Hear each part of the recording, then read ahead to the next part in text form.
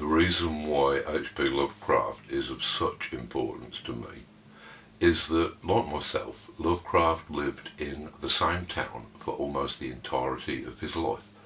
In my case, Northampton; in Lovecraft's case, Providence.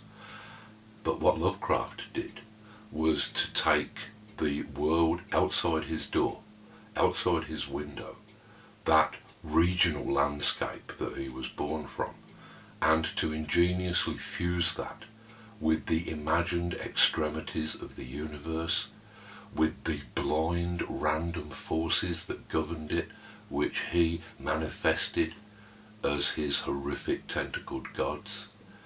That was the genius of Lovecraft, that he managed to reconcile the world of the everyday and the real and the immediate with a world far beyond human imagination, human experience, human comprehension.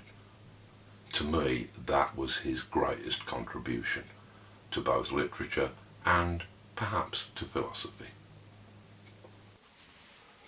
H.P. Lovecraft was a relentless antiquarian who seemed to despise all modernism.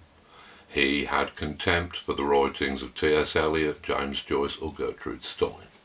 And yet, in Lovecraft's own writings, he seems to be a closet modernist. He was using stream of consciousness techniques. He was using glossolalia that was the equal of Stein's or Joyce's. And I think that the important thing about Lovecraft is that, unlike other horror writers who seem to base their horror in the ancient past, Lovecraft, he was creating a horror of the present day and a horror of the future. It is this that I believe allows modern horror writers to take Lovecraft's techniques and ideas and to create a form of horror fiction that is sufficient to the present day. It strikes me that in the present day, when we have references to Lovecraft on South Park or in the form of plush toys, that we have become as a culture far too comfortable with Cthulhu.